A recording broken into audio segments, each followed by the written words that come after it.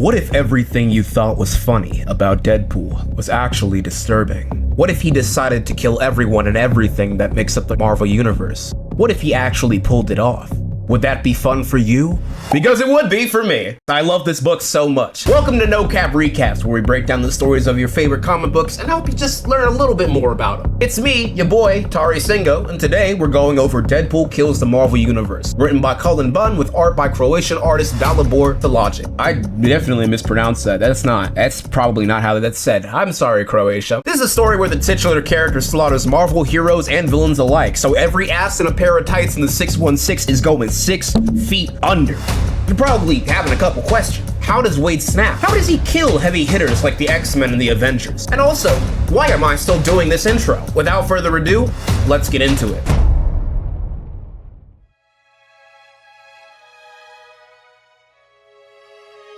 The story starts with a narration from the Watcher, a being in Marvel lore which monitors events of major significance. A lot of MCU fans will probably know him from the Marvel What If series, where he's voiced by Jeffrey Wright. This is kind of like a homage to the old school Marvel What Ifs, where he would do the same, introducing us to a new world where different events happened that could have happened within our main continuity. Except this time, the tale the Watcher's telling us about involves a little bit more bodies! We transition to the Baxter Building, where the Fantastic Four have been reduced to the Wonderful One. As Sue Storm holds the dying Reed Richards in her arms, his last breaths are used to tell her that he sent their children to the negative zone to make sure they were safe from Deadpool, but the portal was destroyed, causing them to be trapped there. What? What? An antimatter universe home to Annihilus and the Annihilation Horde, horrific man-eating bugs which almost consumed half the galaxy during Marvel's Annihilation event, so I'm sure their kids will be perfectly fine. No, I can't laugh yet. I've got to hold it in. They're all gonna die. Hearing a scream, she turns invisible and runs to its source, only to find her brother, the Human Torch, bloody and beaten, with Deadpool holding a blade to his neck. With a single slash of his blade, blood spills from the wound, spattering onto the face of the Invisible Woman, shortening her name to just the Woman. Deadpool prepares to strike her, but he's stopped in his tracks as a force field expands in his head, causing it to explode. Assuming he's finally dead, she pauses to reflect on the events of her trauma, but breaks rule number 2 of Zombieland in the process. After his healing factor reforms his head, Deadpool stabs her in the chest. Even though this is a beginning, it isn't really the beginning, so we're gonna dial it back a little bit to where it all started. It's a dark and stormy night at Ravencroft Asylum for the criminally insane, and the X-Men are bringing in its newest patient. They're wanting to get him some real psychiatric help, like the good friends they are, and are also generally tired of his bullshit, so they bring him under the care of Dr. Brighton, one of the asylum's best and brightest, no pun intended, promising to give this case his personal attention. Wade cracks jokes in his usual manner during the therapy session, with his inner voices joining in on the banter. A key trope of Deadpool is that he's always making light of every situation. He's also aware of the fourth wall, a metaphorical wall that separates the reader's view from the characters themselves and the world around them. No matter what medium he's in, he'll always be seen making references and talking to the viewer about whatever random shit's going on in his head. The yellow and white text boxes are a mainstay of the character as well, being voices in his head that play off one another, with the yellow representing his crazy joking nature and the white being more so his sane side. How much C4 is this gonna take? It's no more than 20 ounces. What? Oh, I hate the metric system. How much in American? Let's see, you carry the 7... Dude, fuck math. Just use all of it. But an incredible twist happens when Brighton is revealed to be the evil Psycho Man, a tiny villain from the Microverse, piloting a robot man suit like he's trying to steal the Krusty Krab formula. Ravioli, give me the formula. Psycho has placed a device in Wade's brain meant to bend the mind of Deadpool under his control, as he plans to take over the world with an army of brainwashed supervillains. As he writhes on the floor in pain, his dual personalities crying out in agony until Deadpool's mind shatters, unraveling the last bits of sanity he has and reassembling the pieces into something new, something twisted. He jumps and chokes out Psycho Man's mech suit, causing it to malfunction, with Psycho opening the hatch and shouting at the guy who's 50 times his size, teaching him a lesson and fucking around and finding out when Wade grabs him and bashes the tiny man onto the desk to stamp his release form for his stamp of approval. That's a good pun. That's a solid pun. Clap it up, buddy. He's congratulated by the new voice in his head, a red text box telling him he's killed one and now needs to finish the job. He moves through the facility, slaughtering everyone and everything, leaving villains like Backtrack the Leaper, the Mad Thinker, and the Leader to perish in the blaze while he walks off to do what must be done. Jumping back, the Watcher continues his narration until, my God! From out of nowhere, he's zapped off screen by Deadpool with a laser! After killing the Fantastic Four, he took a weapon from Reed Richards' lab capable of taking down cosmic entities like the Watcher. He demands to know who the Watcher was talking to and looks directly at the Reader. And after a decapitation tells us, we won't want to miss the whole world burn.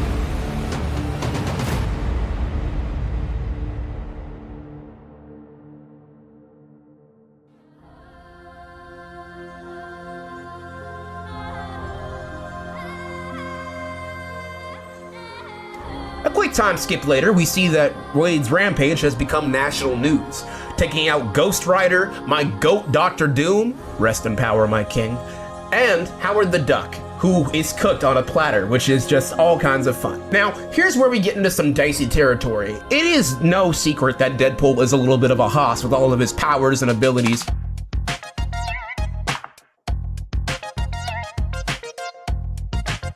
But a major critique of this is that Deadpool is not able to solo his entire verse, and this story lends credence to the fact that he possibly could. A lot of people think of this as just overrated Deadpool fan service. However, I'm in a different camp, okay? The story just aims to be a fun tale about a guy killing a shit ton of comic book characters. I mean, the writer Cullen Bunn even stated in a 2013 interview, "I wanted to present a version of Deadpool who was unlike anything readers had seen before. Did I know it would bother some people? Sure. Did I care? Not a bit.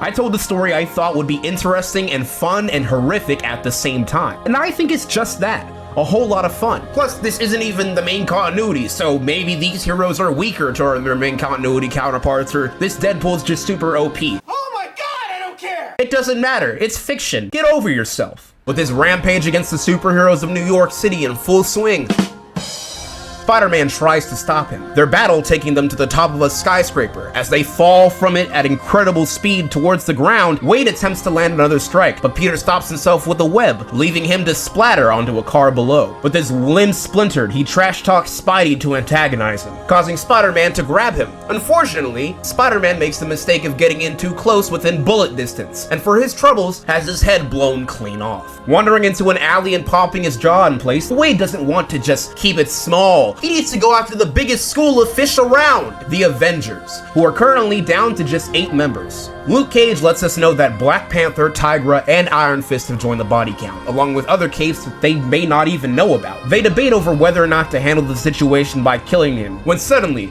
Jarvis bursts into the room to tell them that Hank Pym, aka Ant-Man, is missing. You see, Ant-Man was concerned that his supply of Pym particles had been stolen, particles which allow him to alter the size of himself and other objects, particles which Deadpool used to shrink down massive amounts of explosives, and with a mighty explosion, Earth's mightiest heroes are disassembled. Get it? Disassembled? Never mind. All except for Luke Cage and Thor. He attempts to attack Deadpool, but accounting for his unbreakable skin on the exterior, knew he had to get to his soft, squishy organs on the inside. He reveals that he also placed bombs in the coffee of each of them, and detonates the bombs inside of Luke, liquefying just about every single one of his organs in the process. Thor is still standing, and simple explosives won't be enough to take him out. He throws Mjolnir only for Deadpool to dodge it and uses Ant-Man's helmet to increase its size. As Thor recalls it, he's crushed under its weight. This is another kill a lot of people don't seem to like, because Deadpool just deflects Mjolnir, which is just like a thing that probably wouldn't happen anywhere else. But hey, it's not a Thor story, it's a Deadpool story, baby, alright?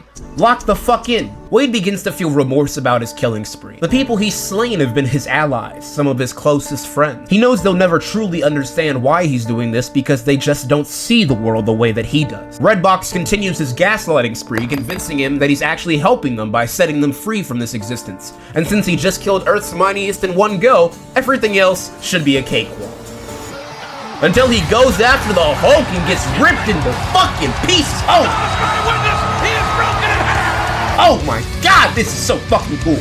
Hulk is angry, angrier than usual in fact, because he's not a fan of all of his friends being murdered. He's also not happy that Deadpool killed several of his enemies, because if anybody's gonna kill Hulk's enemies, it's gonna be Hulk, goddammit. But there ain't no time for killing. It's nap time. When nightfall comes, he's changed back into Bruce Banner and given plenty of time for Deadpool's healing factor to reassemble his body. And with a quip and a slash, he severs Banner's head, ending the life of another hero and making it the second person to turn their back on a man with a healing factor. Do you people not Meanwhile, a meeting is being held by the family, friends, and love interests of the fallen heroes. The group has gathered for this meeting and brought together every single thing of value they had in order to hire someone off-screen to take out Deadpool. Revealed to be none other than the Taskmaster, incredibly capable and one of the deadliest mercs in all of Marvel Comics. He's got photographic reflexes thanks to a prototype version of the super soldier serum, modeled after the one that made Captain America, capable of replicating anyone's movements or fighting styles if he's seen them at least once. He's collected the combat skills of characters like Captain America, Iron Fist, and many others. Fighting Taskmaster is like fighting several of the best hand-to-hand combatants in the Marvel Universe at the same time. He's one of the best people for the job,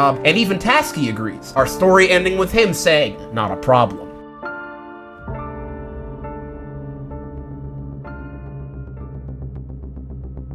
And at the start of this issue, we open up with some narration from Taskmaster, letting us know that he's been tracking Deadpool's trail of carnage for a few days now, having added Venom, Multiple Man, and Green Goblin to the pile. And upon seeing the wreckage of the child superhero team Power Pack, the job changes from business for him to personal. Meanwhile, in a warehouse, Deadpool wakes an unconscious Professor X. Charles asks Deadpool to stop this madness, to stop hurting so many. But Wade is too far gone. He mocks the idea of him hurting anyone by stating that they're not even real, that they can't truly feel anything. He stabs the professor in his knee to make him summon the X-Men to his location. And here, Deadpool just goes full Jigsaw. A team of Cyclops, Speedball, Emma Frost, and Pixie heed the call of the professor, but are trapped in a room full of doors. Unsure which one to trust, Cyclops decides to blast a hole to make them a new door, when suddenly a sphere wraps around his head. The other X-Men crowd around him and think that the orb is suffocating him. With his breathing restricted, Scott begins to panic and tries to blast it off of his head.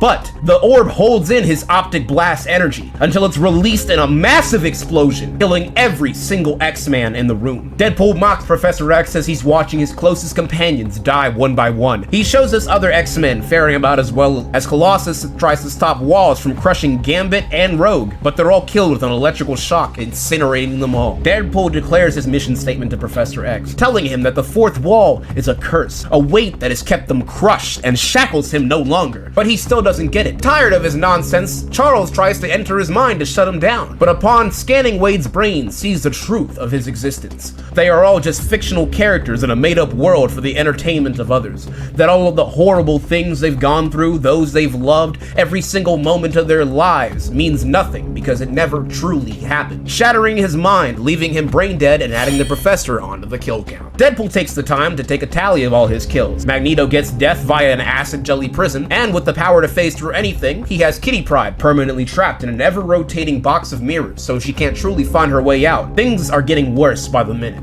and when things are at their worst, you need to bring in the best there is and what he does, and what he does ain't too nice. Wolverine, I'm talking about Wolverine. Logan's back. He stumbles upon Arcade.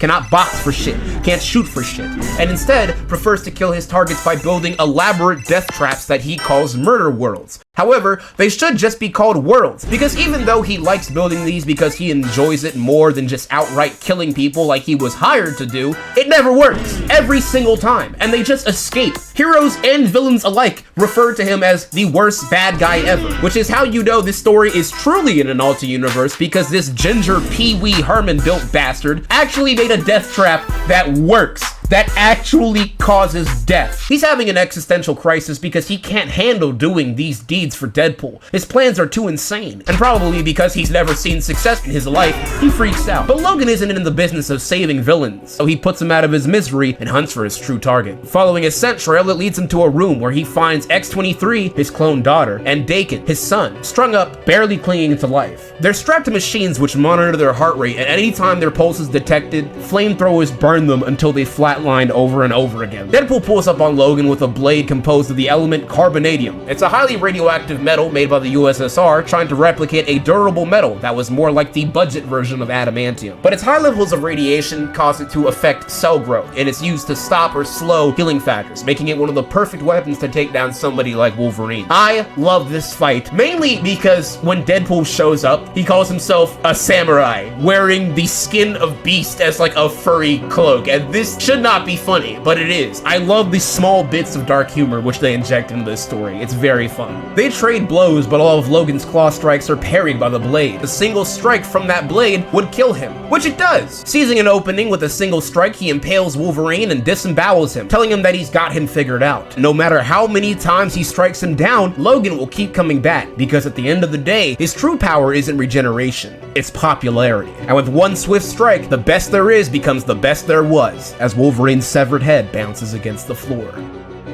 177A Bleecker Street, former home of Doctor Strange the Sorcerer Supreme, as Taskmaster investigates Deadpool's last known location, but something seems off. This was more than just another super killing. The whole library of magic spells and arcane arts has been tossed, meaning Deadpool was looking for something that would be the grand final step in his master plan. As he opens a book, he sees Deadpool is gunning for the nexus of all reality, a cross-dimensional gateway that functions as a path between all possible realities. Deadpool has been killing Marvel heroes and villains across the planet, but it seems like he's got his sights on killing all of them, wherever or whenever they are.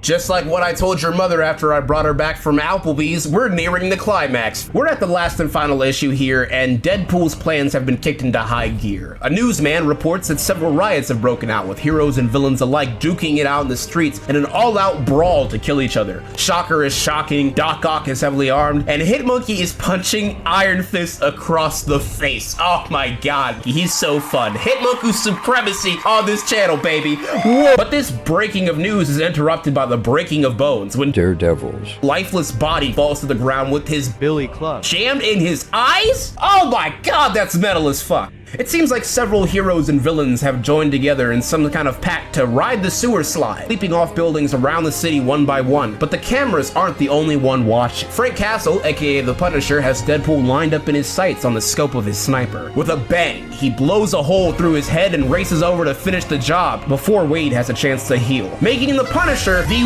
one person to account for a healing factor. Oh, thank God there's hope for us yet. I like this story, but sometimes I just can't do it, okay? Sometimes I get a little nitpicky. It's my nerd nature. He darts across the street, taking a chance to blast holes in the villains in his way and kicks in the door, but takes off his mask to find the villain puppet mask. He uses magical clay to sculpt these small dolls of people, allowing him to use its enchantments to control whoever the doll is modeled after. One of these dolls, which Deadpool uses to take control of the Punisher's body, making him put a gun to his head and pull the trigger, killing him instantly. Knowing he had to take out characters that were heavy hitters and spacefaring, he had dolls of them made and killed Thanos, Gladiator, Nova, the Silver Surfer, and even Galactus. With the bulk of the job done, he heads to the Nexus portal in the swamps to enact his plan, leading to a final confrontation with the man who's been hunting him all this time, Taskmaster. He's done chasing. He's here to put an end to him and all of his carnage once and for all, vowing to bury him in the swamp and that one day he'll be just a forgotten memory for everyone. Redbox remarking that they don't want to be forgotten, but instead want to never have existed in the first place. It seems Taskmaster hears the voice in his head, the man who killed all the heroes and villains versus a man with the fighting prowess of all those dead by Wade's hand. A monster of the present versus the ghosts of his past. Blades clashing in a ferocious clang as metal collides with metal. As Deadpool jumps up for an overhead strike, Taskmaster blocks it with his shield. He moves in for a stab, but Wade blocks him, telling him that after all of this, he may be the only one that will truly understand what he's trying to do. But Taskmaster isn't having it. To him, this day has always been coming. Deadpool is too insane and needs to be put down. After having the blade knocked out of his hand, Deadpool kicks him across the face, sending him flying back. Going for the sword, he remarks how all these years he's just been regarded as some sort of clown, the punchline to a big cosmic joke. But now, he's free. The senseless deaths and resurrections, the mutations, the alien invasions, crossovers, and all the team-ups, just for entertainment. Their lives mean nothing. They are nothing. Taskmaster's shield whacks him in his jaw. He snaps it back into place and shouts that they're all just puppets on string, made to dance. With what he's doing, he's actually trying to save them all.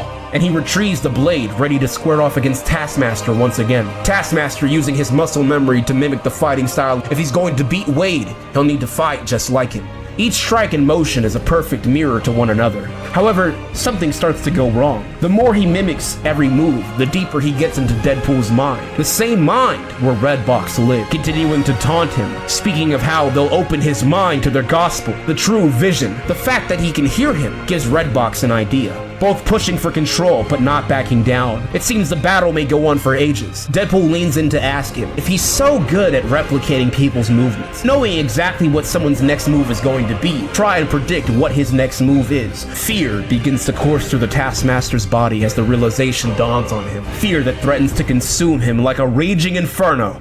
For those who know fear shall burn at the touch of the Man-Thing. Able to sense why Wade is there, he allows Wade to access the Nexus, sacrificing himself for the Merc with a Mouse campaign of multiversal destruction. Stepping through, Deadpool tumbles through time and space, seeing variants of himself from across the multiverse. Redbox explains that he can't just go to the center of all creation, so he'll have to slay, hacking and slashing his way all across time and space, finally stopping in an alternate dimension, where he finds the writers of the very comic book he's in composing the ending to the story. Deadpool turns to face the reader, stating that he sees us. He knows we're watching, and after he's done with these writers and this universe, he'll find us soon enough.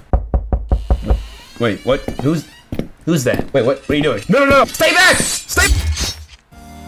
And that's pretty much it. The complete recap and breakdown of Deadpool Kills the Marvel Universe. Now, this story is part of a trilogy series called the Deadpool Kilogy. There's also the 2017 reboot, so let me know if you want to see a video on either of those. I did my best to look into interviews and do a little bit of research into the comic's reception, because in spite of my praise for it, opinions on it, I was surprised to learn, are pretty divisive. And in some areas, I can kind of see where those critiques have validity, but overall, I still disagree. The story aims to give us another take on Deadpool like we've never seen, with gory kills of iconic characters, and I got exactly what I signed up for. I will say, I'm a bit biased because I love me some Deadpool. But what did you think? Comment your thoughts down below on this video format too. It's a new series that I'm doing, and who knows, it may change here and there. Or maybe even just tell me how your day's going. I'd love to know.